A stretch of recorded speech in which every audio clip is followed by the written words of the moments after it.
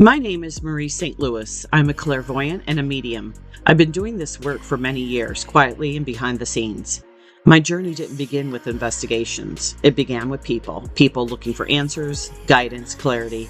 At first, it was one-on-one readings, conversations at a table, moments where someone just needed direction. Over time, something shifted. I began noticing that the same intuitive impressions I was receiving for individuals could also apply to situations, to events, and eventually to cases, missing persons, cold cases. I started writing everything down, what I was seeing, what I was sensing, what I was hearing, even when it didn't make sense, because I've learned the smallest detail can matter. After I document my impressions, I utilize modern AI technology, not to replace what I receive, but to help organize it, to connect patterns, and build a clearer picture, especially in relation to a person's last known location. I share what comes through respectfully, carefully, and with intention, because at the center of every case is a real person and a family, still searching, still hoping, still waiting. Along the way, I've worked with people from all walks of life, those navigating relationships, career decisions, life changes, and personal loss. Because intuition doesn't only apply to investigations, it applies to life.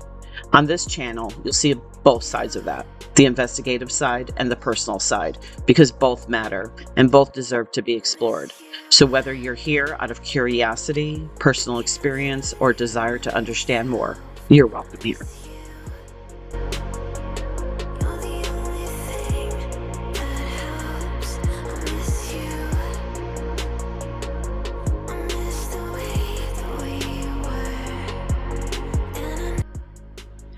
Welcome to the Psicologyst, where intuition meets investigations. In this episode, we're going to walk through the known facts of a real case, and then carefully move into a series of my documented intuitive impressions. From there, I used AI to map those impressions to real-world locations, starting from the last known point. I'm going to show you what I received, how it aligns, and then leave it up to you to decide what you think. So let's begin. Reny Jose was 21 years old, a senior at Rice University, studying mechanical engineering, holding a 4.0 GPA, just weeks away from graduation. According to his family, he wasn't struggling, he had plans. He was described as being excited about his future, focused, and moving forward.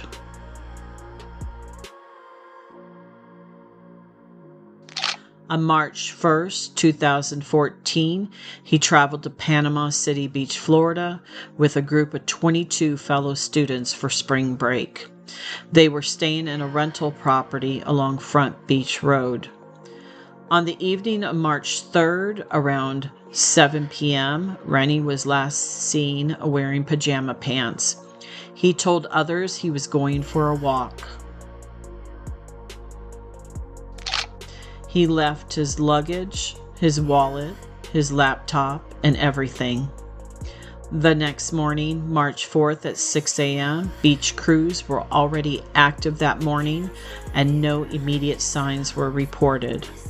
But later that same morning, at approximately 11 o'clock a.m., something changed. His roommates discovered his folded pajama pants placed neatly on a beach railing. Nearby, his cell phone and shorts were found hanging from a trash can. The items allegedly appeared sometime between early morning and when they were discovered. At 11:30 a.m., authorities were finally contacted and search efforts began almost immediately. Early attention focused on the possibility that he may have entered the water. By the time his parents arrived the following day, March 5th, many of the students had already left the area. and from that point forward, Reny was never seen again.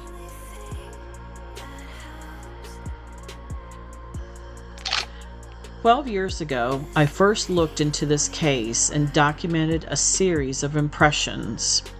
I recently revisited those same impressions and used AI to identify possible geographic connections tied to his last known location. What I'm about to share is exactly what I recorded, along with how those impressions may align. Sometime after Reny disappeared, I reached out to individuals connected to the case and shared my documented intuitive impressions. They responded, reviewed the information, and since they were in Panama Beach City, later confirmed that many of the locations and environmental details I described align with the area, despite me being more than 1,500 miles away in Arizona when I recorded them. One of the strongest impressions I received was being inside the beach house. Not outside, inside. I saw a partial image, not a full person, just an arm and a hand, then a blurry image of a young man. But the movement was very clear.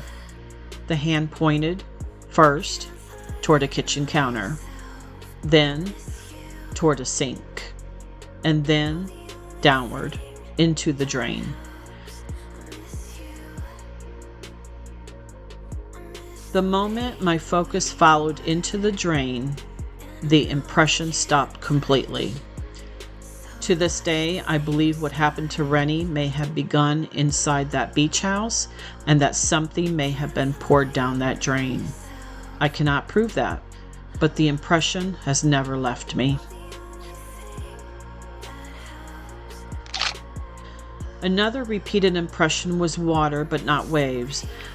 This didn't feel like open ocean. It felt like movement, flow, direction, almost like water traveling rather than crashing. When mapped geographically, this aligns with areas such as Lake Powell and Phillips Inlet, where water moves between the inland sources and the Gulf. I also documented the presence of two roads running parallel, side by side, not intersecting but moving together. This corresponds with the Front Beach Road and Back Beach Road, which run parallel across Panama City Beach, forming a narrow connected corridor. At one point, I saw the words bridge, then Brooklyn Bridge, along with a visual of a bridge structure. Now that may sound out of place. Apparently, the closest bridge from the beach is to the west, is called West Bay Bridge on State Road 79. It's approximately 7 to 9 miles away, depending on the exact starting point and route taken. Another possible but more distant connection could be Brooks Bridge in the Destin area. As I continued, I heard the phrase, "no one beyond this point."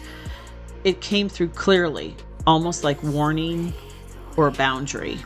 When mapped, this could relate to restricted or controlled access areas along this coastline, including places like Camp Helen State Park or sections of Carolyn Beach. Both locations are to the west of his last known location.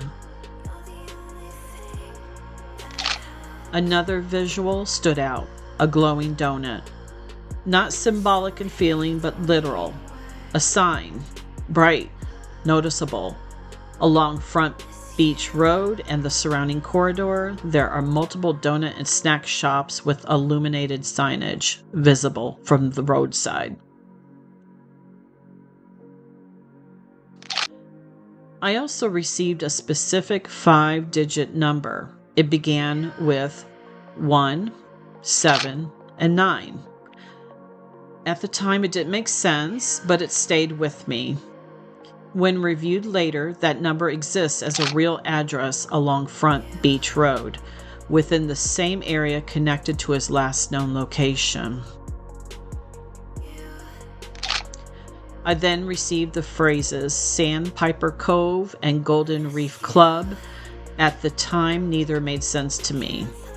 One impression I documented was Sandpiper Cove, which later apparently is closely connected to Sandpiper Cove along the Emerald Coast Corridor west of Panama City Beach near Destin. Some impressions appeared more symbolic at first. For example, I saw a large Coca-Cola bottle. Unusual, specific, and hard to place. Perhaps a local beverage distributor in the area, or more distant but notable match is a large 15-foot Coca-Cola display located at Fort Walton Beach. I also saw pirate imagery, not abstract but visual, costumes, movement, activity. There is an actual attraction in the area, a family-oriented pirate cruise operating out of North Lagoon Drive. Again, reinforcing movement through a populated, active coastal environment. This may reflect the general tourist environment of the area. One word I documented was serpentine, something curved, winding. This aligns closely with the design of Highway 30A, a coastal roadway known for its curves and shifting path along the shoreline. When all these impressions are mapped together and using AI to identify geographic overlap, many consistently center on a very narrow and specific coastal zone. Front Beach Road, the Lake Powell Inlet System, and the connected 30A corridor. All are within approximately 1 to 3 miles west of where Reny was last seen. One impression alone could be coincidence, but when several unrelated impressions begin pointing toward the same coastal corridor, Front Beach Road, Lake Powell, Phillips Inlet, and the 30A, I believe it becomes worth looking at more closely, not as proof, but as a question. What do you think?